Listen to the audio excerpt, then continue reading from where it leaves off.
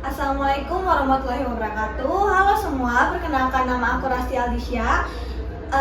Aku mahasiswa Universitas Asia Yogyakarta, program studi S1 Keperawatan. Aku di sini bakal ngobrol-ngobrol santai nih bareng dua kakak cantik nanti untuk membahas tentang pembayaran digital sebagai solusi efisien untuk pembayaran transaksi mahasiswa.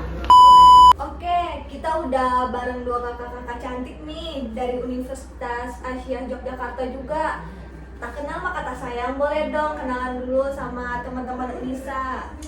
Halo, saya Lira Widya dari Prodi S1 Keperawatan B. Dan saya Tika Handini dari Prodi S1 Keperawatan juga dari kelas B. Oke, Kak Tika sama Kak Alira ya. Topik kita kan membahas tentang pembayaran digital sebagai solusi efisien transaksi mahasiswa. Nah, menurut kalian nih sebagai mahasiswa pastikan memenuhi kebutuhan kalian dengan pembayaran cash atau online nih. Nah, aku mau nanya nih tentang tanggapan kalian dengan pembayaran digital ini, apakah lebih membantu atau sebaliknya? Siapa dulu nih mau menjawab? Oke, untuk aku ya.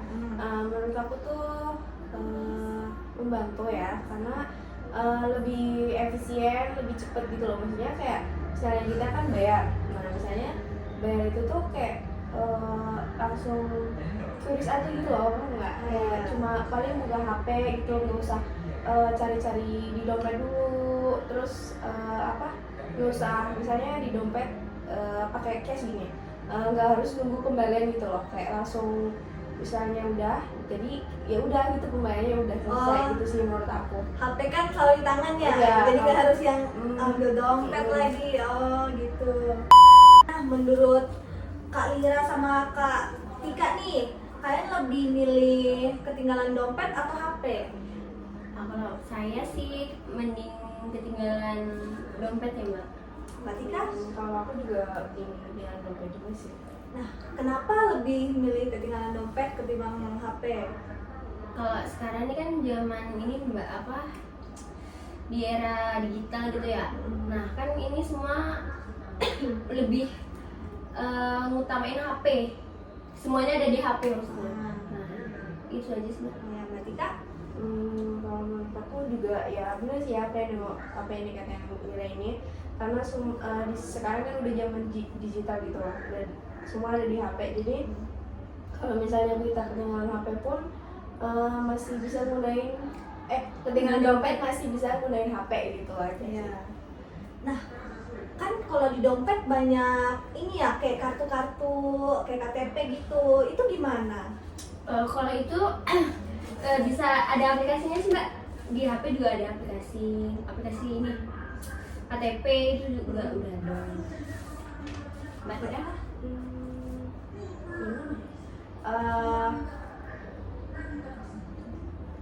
Menurutku juga gimana ya, kayak tidak semua hal pasti menanyakan identitas kita gitu loh, kayak kecuali kita ke tempat apa misalnya baru menanyakan identitas gitu loh. Tapi mungkin kalau kita ke tempat itu pasti kita udah prepare sebelumnya gitu loh, nggak mungkin kita ketinggalan gitu loh. Ya mungkin ada sih seseorang misalnya lupa walaupun udah di prepare, tapi kayaknya kalau udah di prepare pasti dibawa gitu aja.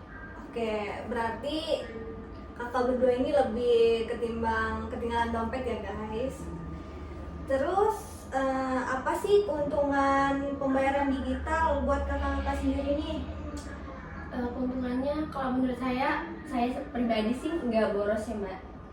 Kayak lebih lebih membantu pokoknya, kalau lebih kalau pakai HP itu. Oh iya. Terus Mbak? Buat aku lebih praktis sih, kayak kita nggak usah cari-cari di dompet, atau misalnya nggak usah nyari dompet gitu loh, kayak langsung aja dari HP gitu. Jadi nggak usah bingung. Tadi kan keuntungannya ya. Sekarang ada nggak sih kekhawatiran kalian sendiri sebagai pengguna? Ada, Mbak, karena kan sekarang kayak bisa dijebol gitu, Mbak. Nah, takutnya tuh uang kita yang saya pakai bingung. Iya. Bingung itu. Mana pakai itu tuh takut dijebol gitu. Nah itu salah satu ketakutan saya. Apalagi kalau HP-nya hilang ya. Iya, apalagi kalau HP-nya hilang. Kalau aku Iya. ketakutannya juga sama ya sebenarnya, dalam kata kata kuncinya tuh takut kebobol juga gitu. Tapi untuk kekhawatirannya itu apa ya, kayak takut jaringannya nggak ada pas kita melakukan transaksi itu loh. Jadi kan kita, apalagi misalnya kita jalan sendiri nih, terus dalam kondisi jaringannya susah, nah itu mau nggak mau gimana gitu loh, kita harus cari cara yang lain selain transaksi itu gitu aja sih menurutku. Apalagi nanti tiba-tiba kotanya habis. Iya. Terpanik. Oke, lanjut ya. Kalian sendiri nih nabung nggak sih untuk kalian diri sendiri? Kalau saya pribadi nabung sih Mbak. Nabungnya itu kayak cash atau langsung ke itu, ke banknya? Enggak, saya lebih ke teman. Karena saya nggak bisa Mbak. Jujur saya tidak bisa menabung sendiri, kayak nggak kuat. Takut diambil. Iya, ambil. Berarti Kak, Kalau saya sendiri juga nabung ya, cuman kalau saya nabung itu lebih ke mending cash. yang mending Karena kalau misalnya saya kan pakai rekening cuma satu, jadi kalau misalnya digabung dari situ, jadi saya beranggapan bahwa duit saya tuh masih banyak di situ gitu loh. Iya. Jadi yang di tabungan itu tuh bukan tabungan pure, tapi saya merasa itu masih uang jajan saya, jadi kurang gunain di debit gitu lah. Aduh, saya begitu lagi. Nggak keambil. Udah lanjut ya. Misal nih, kan banyak nih pedagang-pedagang lampu merah nih. Kan nggak mungkin ya mereka apa-apa udah punya itu ya, yang scan-scan, yes. Apalagi yang lansia. Terus kalian berinisiatif membeli dagangan kan? Terus itu gimana tuh kalau posisinya nggak ada cash? Kalau saya sih kan biasa, kalau di pinggir lampu merah tuh kan bawa motor ya Mbak. Dan itu biasa tuh di dashboard tuh ada kerenceng-kerencengan tuh Mbak. Nah itu bisa lah kalau bagi saya. Selagi ada Kalau ya. lagi ada, Lebih tidak. Kalau aku sih kayak misalnya lihat dulu kayak di tasnya itu ada nggak gitu loh, karena belum tentu kan aku misalnya baru sama Lira atau yang lain, kan aku bisa misalnya jalan sendiri gitu.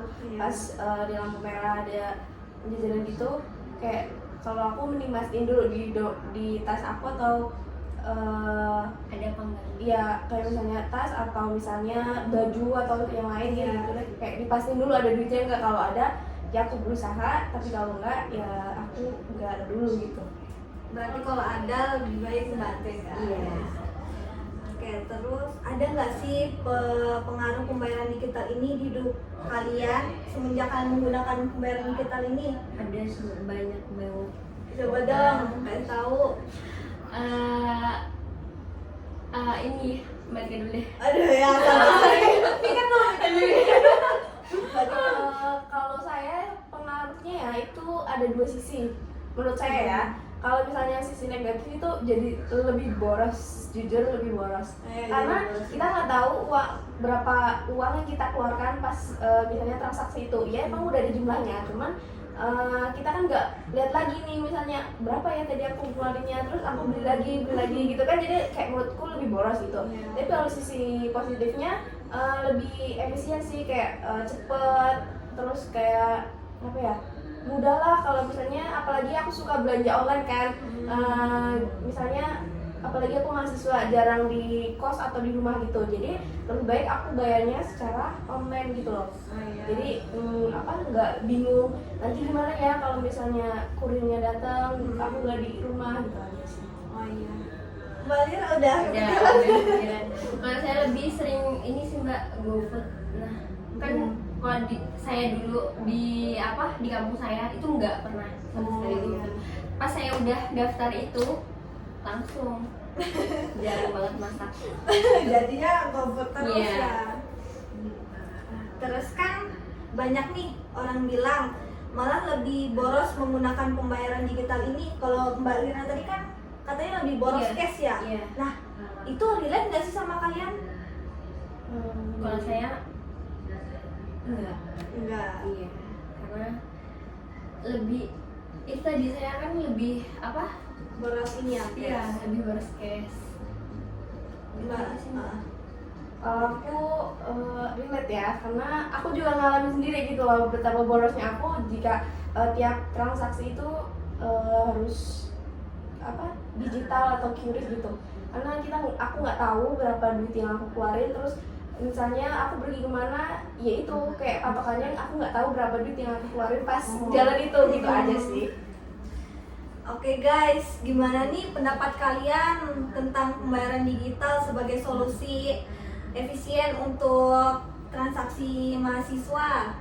Nah, kalau menurut Kalira sama Kak Tika tadi kan lebih memilih ketinggalan dompet ya, daripada HP yang serbaguna dan bisa digunakan kapan saja.